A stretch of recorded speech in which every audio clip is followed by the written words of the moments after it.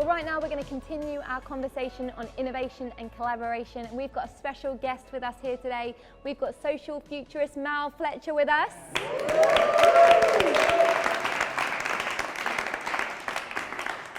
Mal, first of all, tell us, what is a social futurist? A social futurist is somebody who tracks changes in ethics, in technology, in values, and really through an understanding of history begins to extrapolate that into the future and say, if we continue along that line, where will we be in 10, 15 or 20 years? And I think for Christian leaders, we have to stop simply managing the present and celebrating the past, and we have to engage the future. It's the only way to shape the future, especially those of us who are generational leaders. Right. Yeah, Love that. Okay, so we are going to go into the future, but before we do that, let's go back into the past, because before you were a social futurist, you were a youth pastor, right? I was indeed, yes. For Youth Alive, it went from 300 young people to over 60,000 people, and it is now a global organisation. Yeah, it started in 1982. I was a youth leader fresh out of university, and we just had nowhere to take young people that was friendly to local church, but didn't look like local church. So we started having these events with 300 young people. Half of them were from my youth group in one venue. Then we started to grow to 1,000, 2,000, 3,000. We started filling indoor football stadiums. And other people in the country got interested, so I invited them all into Melbourne for a forum, a summit for 2 days. And talk about innovation, that just exploded in those 2 days. We came out of that with a plan for Youth Alive Australia, whereas it had previously only been Youth Alive in my state. And then it grew in all the other cities. It went to New Zealand, it went to Asia and Europe, gave birth to things like Planet Shakers under Russell Evans, who was a Youth Alive guy. Phil Dooley was in Youth Alive, Gary Clark was in Youth Alive. So many people were involved, and it's great to see what God has done. Never allow anybody to tell you if you're in generational ministry that's just a stepping stone to something else. Yes. We know thousands of leaders today around the world because of that simple act of obedience of bringing leaders together from around Australia. It's great. That's incredible. Now we're joined here, Mal, with a load of youth and young adult leaders from across the UK. And we've been discussing a lot of trending topics, social media, technology, stuff like that. But really, let's get into the generations. You got Gen Z and you got millennials. Tell me, what is the difference between them both? Well, let's define some terms first of all, Dan. Gen Z, we call them Generation Edge because this generation is on the edge of some of the biggest challenges and opportunities that have faced humankind in the last 100 to 200 years. And the major difference between millennials, who are aged 35 to about 18 in the UK, and anything under that, 17 and under, we would call Generation Edge. They're quite different in a lot of ways, but here's two for you. Millennials are much more idealistic than Generation Edge. Generation Edge is much more pragmatic. It's much more, we don't want to hear the dream, we don't want just the vision, we want to know how it's going to happen. And you can see that with under 16s even now. We want you to give us some pragmatic, measurable projects that will make a change in society. The other big difference is that Generation Edge are reformists by nature. And they don't see rebellion as baby boomers, my generation, used to do. Hey, I'm cool, I'm rebellious. You know, look at my music, it's rebellious, my clothes are rebellious. Well, not anymore, but they were once. They're not like that. They don't wear it as an outward badge of identity. They see rebellion as a way of bringing reform, especially in the digital space. So you won't see these kids going out and demonstrating in the street as much, but you will see them changing things online, which means that we as leaders have to take very seriously what they say and do online. Wow, incredible. All right, well, we'll open it up to the floor and we'll see what questions you guys have and go from there. Awesome. So yeah, just thinking about kind of, some of the issues that a lot of this generation faces in terms of like stress and anxiety and depression. Statistics would say that 70% of the generation, it's increased over the past 25 years in that. A lot of people would think that the factor would be social media and technology, but, if that was all kind of removed, do you think the problems would still remain? I think the problem would still remain.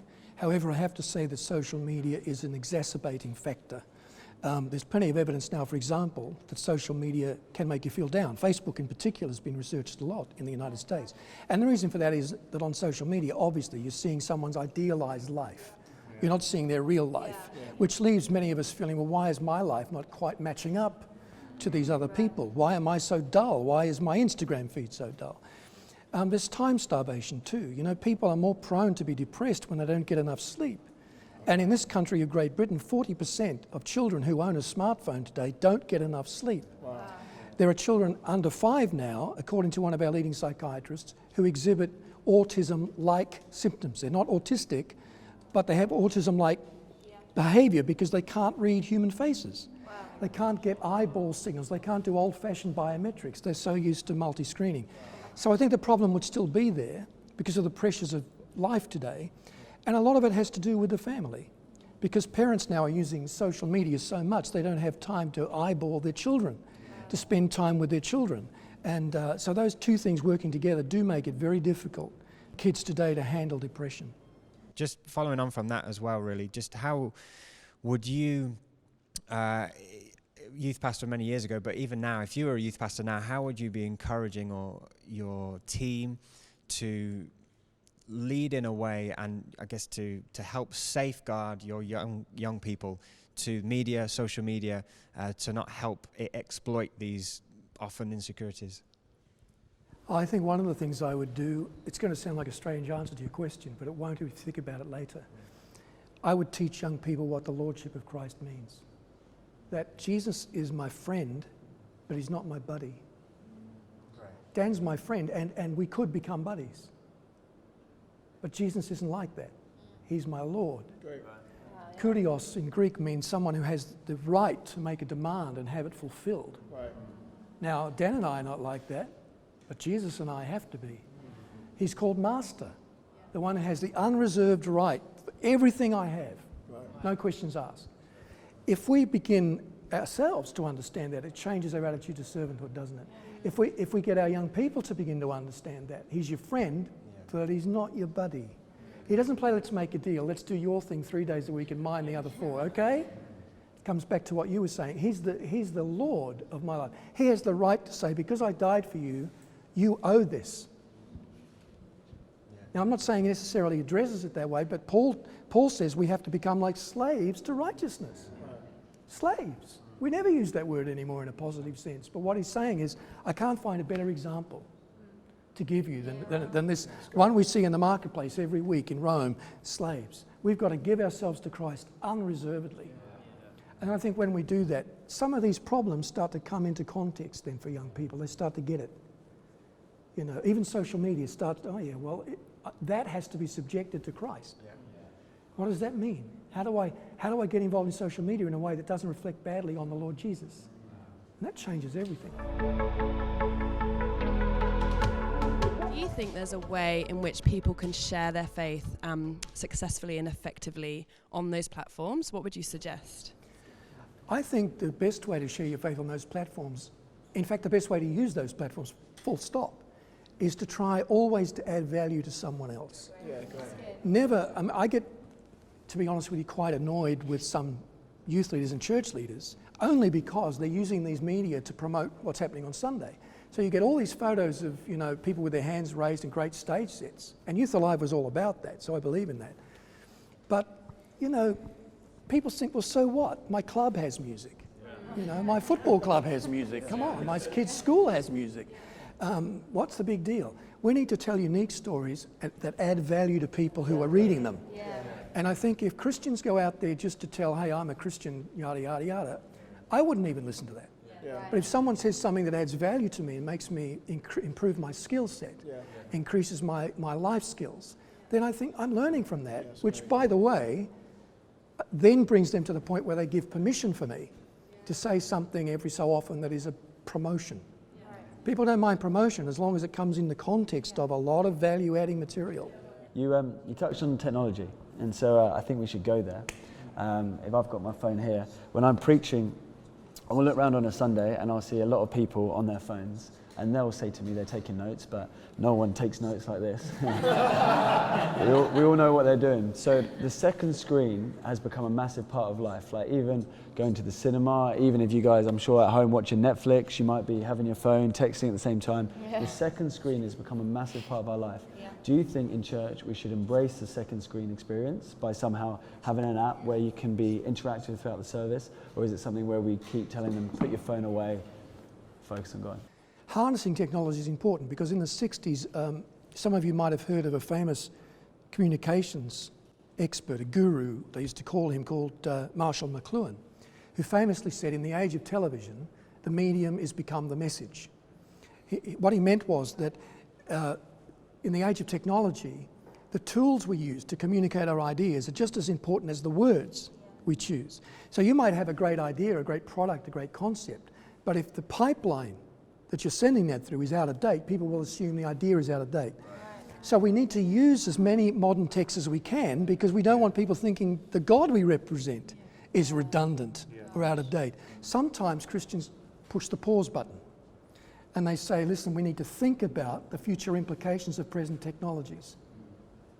That's a good role for the church. But we're not anti-progress. What we're anti is progressivism, which is the worship of progress. The idea that all progress must be good, all change must be good. That's not true. We need to use the technology, we need to harness it for that reason. But we need to humanize it. People at the forefront of technology from all over the world are saying we need proximity as well as technology. We need to have high touch in the age of high tech. Mal, you talked about identity just in that last question. How as leaders can we lead these millennials who are going through life unsure of identity? I think probably millennials measure identity in three things.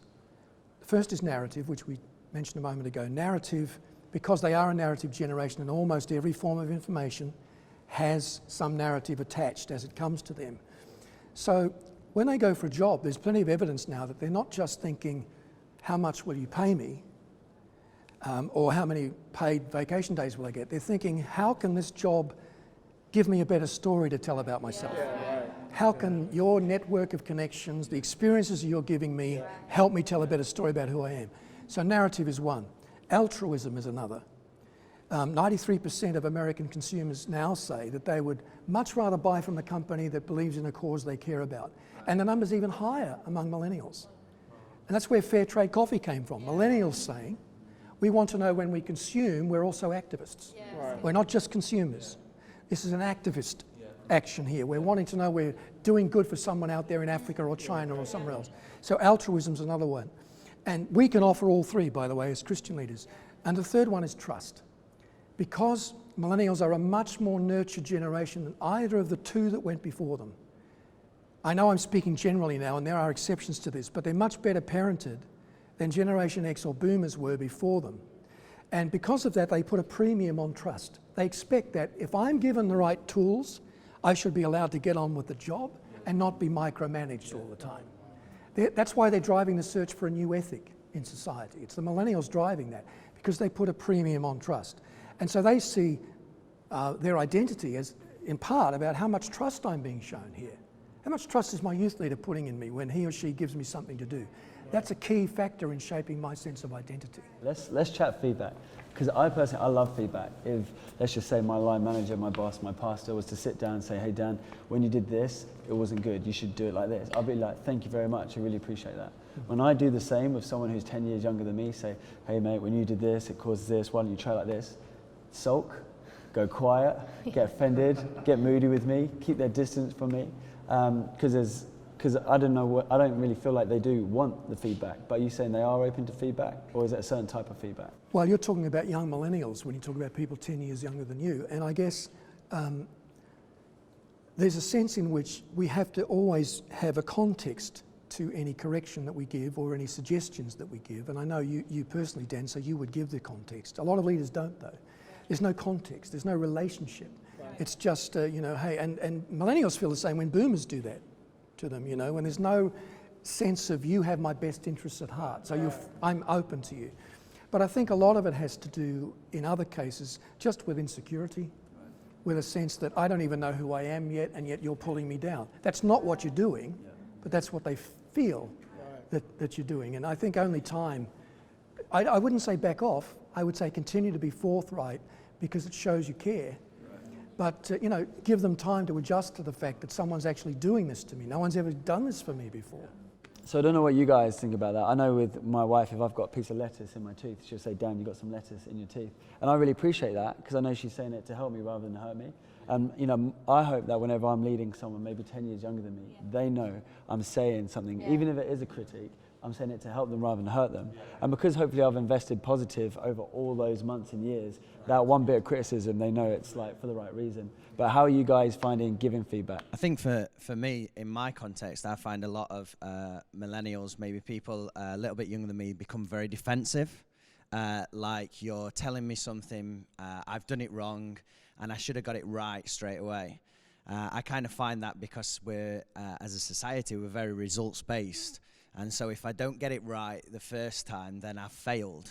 And that becomes their kind of stance point of defensive, that, you know, I've got to justify why I did it, or there's an excuse, someone else didn't do it, or whatever. And I really find that, even in my own life, just thinking about, I'm led by my dad, which is amazing and terrible at the same time. And so I would try and get my approval from my dad, in terms of, you know, I want to do everything right. And so when I'd made a mistake and he'd come to me, I'd just become very defensive about that because I didn't want to fail him or anything like that. And so my experience is that I have to kind of try and break that defensive nature by saying it's okay to make a mistake to this generation, that it's okay that you make mistakes. I think as well, something that I've certainly seen is that a lot of sort of Generation Edge, because they have a lot of easy access to knowledge, they know a lot but don't have a lot of experience, and so you try and kind of critique and challenge, and they feel that they know better than you in some ways. And I think it's teaching them and helping them and enabling them to have the experience that matches up to the knowledge that they have, and then giving them a safe platform to fail off of the back of that, and really trying to support them a little through that experience. But it can be a real challenge, I find. I think it's always cool to link it through relationship as well, in terms of when it comes to feedback, is if you're doing a journey with them and the young people, young adults know that you care, they're more willing to listen. But in terms of failure, I think sometimes when you have a goal in mind or a vision, that also helps too, so that they can understand that there's a bigger picture here than just my part that I'm playing, but what we're doing together is actually helping other people. Testimonies and stories are influential, and powerful. I think looking at the future, they can be the leading pioneers of people coming to Christ. Do you think that social media has a platform for people to be influenced as well? Well, millennials and Gen Edges are actually both narrative generations, much more than the ones that went before. Almost every form of meaningful information that comes to a millennial, like most of you today, and the Gen Edges that you lead, has a narrative attached. If you think about it, whether it's a song is usually a narrative, a video clip is a narrative, a news story now, a shorter and shorter narrative. Social media, you mentioned, is a form of narrative, stream of consciousness style. I'm telling my story in little bits over a period of time. So the narrative is very important to these generations. So we need to communicate through narrative, but we need to add to that systematic truth, which means, I don't mean we give 3-point sermons, but I mean we don't just tell stories. There comes a time when you have to do what Paul did on Mars Hill, use the story to bring you to a point about truth and to explain. When it comes to young millennials who have different passions and aspirations in life, whether it's to become an artist or a sports person, when that passion or that goal takes them away from church, how can we best support them? That's a great question. And it happens a lot, doesn't it? I think, first of all, we do our best to make sure that doesn't happen, Right. which means celebrating those gifts within the church, but not just on Sunday. Right. Celebrating them in other ways, you know, getting behind them, speaking about them in public. Have you heard about what John's doing? John, come up quickly and tell us what you've just done in the arts this week. You know, that sort of thing. Making videos about them, putting them up on YouTube, telling their stories. Right. But also when it does happen, and it often does, I think we need to ensure that these young people understand you're still a Christian whatever you do. Yeah. As long as you stay within grace and live by truth and don't walk outside of Christ, you're a Christian whatever you do. You carry Christ wherever you go. What I'm concerned about is that you carry Christ wherever you go and that you live up to that high and holy calling. So, all right, if you want to go and play in a nightclub, I don't want you to play in a nightclub because I don't think it's good for you and I don't think you're ready for it. And I don't think it's an environment you need to be in. But if you go and do that, I can't make that choice.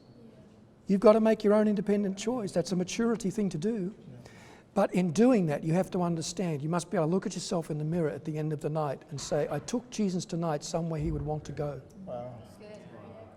And that's sort of, see, I think sometimes, ladies and gentlemen, what we do from the pulpit, or even in Christian TV, especially in Christian TV, is we make people think like they have to keep coming back to us for their answers. Yeah. Our role in preaching should be to teach them independent thinking. Right. So when we're not there to tell them what movies to see, they can make a wise choice, an ethical choice. So it comes down to that for me. How do you think Jesus would use Instagram if he had it? I've always said, when Twitter first came out, which is a bit before Instagram, that he would have been a great tweeter, because so much of what he said can be said in less than 120, much less 140 characters. I think on Instagram, the challenge with Instagram and Snapchat and things like that is that the selfie started out with a good motive, and the motive was to life log, to tell my story, as I said, one piece at a time, one image at a time. But now for many people it's become not just life logging, it's self-propaganda. Right. It's sort of telling my story but in a hyper-realistic way, and which does provoke other people to feel depressed and perhaps a bit envious. And I think as Christians we need to teach young people to go back to 1 Corinthians 13. Love does not puff itself up. It doesn't puff itself up. The word that's used there means to puff yourself up in a way that provokes envy in other people. Wow. Jesus said that the Pharisees were like painted tombs, all shiny on the outside and dead on the inside. You know, and a lot of Instagram and Snapchat is like that. How do we get it so that the church is actually working together within generations, so that the old are working with the young, but the young are also working with the old? That's a hard road. And there's a lot of creative tension goes on when generations work together, as long as people know it's creative.